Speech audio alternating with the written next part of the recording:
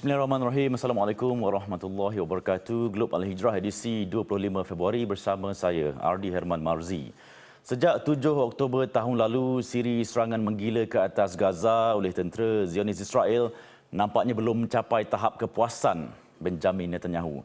Ada sebab kenapa pemimpin negara haram itu terus-menerus membedil Gaza, biarpun atas alasan kononnya mahu hapuskan Hamas.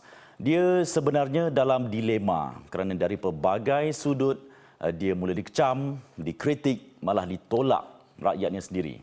Dan mungkin tak kurang juga yang sedang memerhati Israel dah mula lumpuh sedikit demi sedikit. Menurut Eksekutif Penyelidikan dan Advokasi Cinta Gaza Malaysia, Haikal Zulkifli, sejak memuncaknya genosid Israel di Gaza Oktober tahun lepas hingga kini, implikasinya kepada senario ekonomi Israel amat jelas. Negara haram itu mula mencatatkan kemerosotan ekonomi, malah keluaran dalam negara kasarnya juga telah merudum.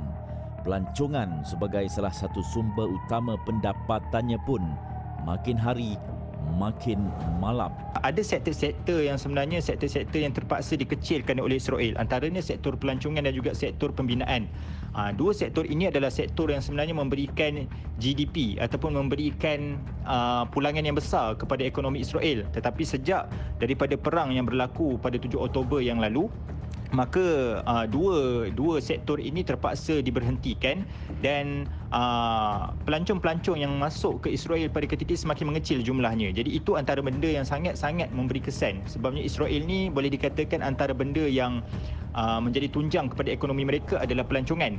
Jadi disebabkan pelancong tidak masuk ke Israel akibat takut mungkin diserang ataupun ada risiko untuk mati dan sebagainya, jadi mereka tidak datang ke Israel untuk melancong, dan ini menyebabkan GDP ataupun hasil daripada sektor pelancongan ini tidaklah memberikan pulangan yang sangat besar untuk peningkatan di dalam ekonomi Israel, di dalam Israel itu sendiri. Jelas Haikal lagi, sejak 7 Oktober, tekanan sebenarnya semakin hebat ke atas Netanyahu. Malah dia sebenarnya dah malu besar selepas Hamas berjaya menerobos sempadan Gaza Israel dengan begitu mudah sekali. Perkara itu jelas Haikal, sesuatu yang membuatkan rakyat negara haram mula hilang kepercayaan kepada pemimpin kerana aspek keselamatan dalam negara tidak langsung diambil berat. Yang orang Israel nampak Netanyahu rakus membunuh, dan selagi ada abang besar di belakang, dia akan terus membunuh tanpa menghiraukan isu domestik di negara haram itu sendiri. Disebabkan oleh perang yang berlaku terlalu lama dan disebabkan juga oleh kekalahan pada hari pertama mereka, kekalahan pada hari pertama mereka apabila pejuang mujahidin berjaya tembus daripada bumi Gaza masuk ke wilayah yang bersempadan dengan bumi Gaza pada ketika itu dan berjaya mendapatkan lebih kurang 230 orang tawanan untuk dibawa pulang ke Gaza.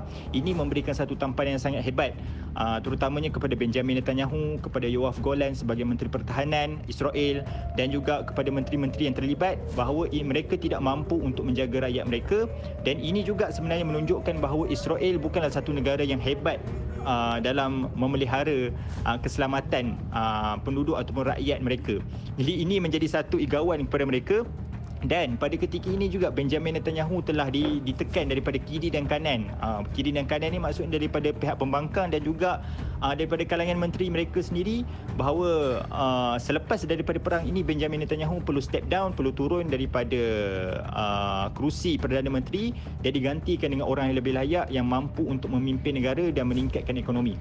Dilema Netanyahu kini semakin jelas. Baik parti sendiri maupun pembangkang, malah rakyat negara haram itu sendiri mahu dia digulingkan.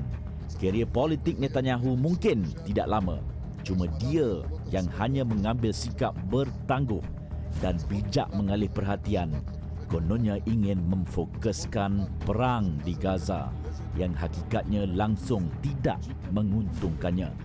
Biar nampak hebat di depan orang, namun sebenarnya Netanyahu dan Israel semakin lama semakin lumpuh dari dalam.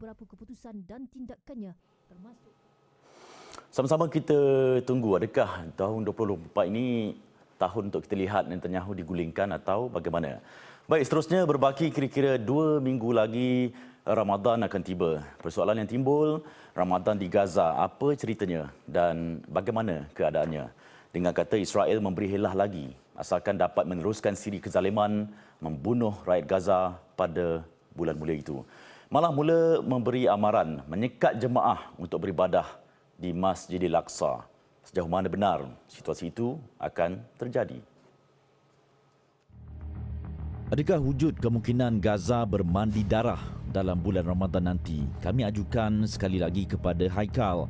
Menurutnya beliau tidak menolak andaian itu kerana memang niat Zionis Israel adalah untuk mencetus kemarahan rakyat Palestin dan pada masa sama terus memusnahkan Gaza.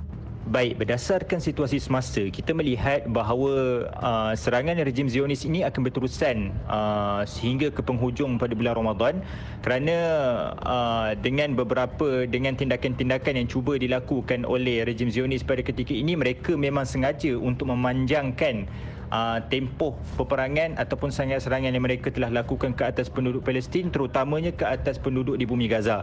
Dan kalau kita tengok, ada kenyataan yang telah dikeluarkan oleh pemimpin mereka bahawa mereka akan mengehadkan kemasukan jemaah Muslim ke Masjidil Aqsa untuk melakukan ibadah ketika di bulan Ramadan. Jadi ini juga akan mencetuskan kemarahan. Bukan sahaja kemarahan penduduk Muslim Palestin yang berada di tebing barat, tetapi ia akan mencetus juga kemarahan penduduk di bumi Gaza, terutama pejuang-pejuang mujahidin Brigade Al-Qassam dan juga Hamas. Jadi ini adalah antara benda-benda yang rejim Zionis sengaja cuba untuk lakukan, di mana mereka cuba untuk mencari ruang di mana lagi mereka boleh memanjangkan peperangan dan serangan yang mereka lakukan sekarang ini. Kata Haikal lagi, Israel sengaja mencari ruang dan peluang yang ada asalkan dapat terus memanjangkan lagi perang di bumi Gaza, biarpun semakin hari semakin ramai pemimpin dan masyarakat antarabangsa mengecam genosid Zionis Israel itu.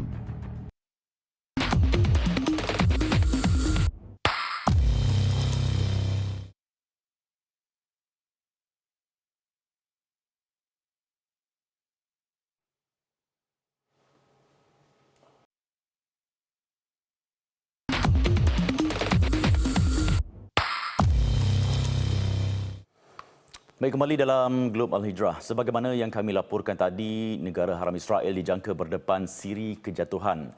Dan mana tahu satu hari nanti ia akan melumpuh dari dalam. Bukan sahaja kerana ekonominya yang semakin meleset, tetapi juga negara haram itu juga dilihat semakin tidak aman.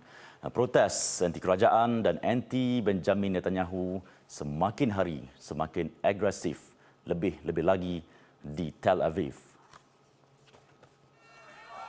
Malam semalam waktu Tel Aviv berlaku pertempuran antara pasukan keselamatan Israel dengan penunjuk perasaan. Meriam air terpaksa digunakan bagi menyurai demonstrasi. Siri tunjuk perasaan berterusan mendesak pengunduran segera Netanyahu selain menuntut pembebasan warga negara haram yang ditahan oleh Hamas. Polis Israel mengesahkan penahanan 21 individu dan menyifatkan himpunan berkenaan sebagai demonstrasi haram. Since October 7, we learned that the government really couldn't care less about its citizens, right? Nobody took care of us. We need to arrange everything by ourselves. And since in the last month, it looked like they never want to end the war. They just keep on running it. They're not looking for a solution. They're taking the extreme position of the right extreme wing. We need a responsible government in the security. We need a government that works with the international countries to create something different in Gaza, something in which the Gaza people can live. Turut menyertai demonstrasi anti Netanyahu adalah waris kepada rakyat Israel yang masih dalam tawanan Hamas. Mereka mendesak Netanyahu agar mengambil sikap bertanggungjawab dan menumpukan usaha membebaskan tawanan Israel di Gaza. November lalu, kira-kira 80 warga Israel yang ditawan Hamas dibebaskan dalam pertukaran tawanan dengan 240 rakyat Palestin yang ditahan di penjara Israel. Manakala terdapat baki sekurang-kurangnya 130 lagi tawanan di Gaza yang belum dibebaskan oleh Hamas. Israel pula mendakwa kira-kira 30 rakyatnya terbunuh semasa dalam tahanan kumpulan pejuang itu.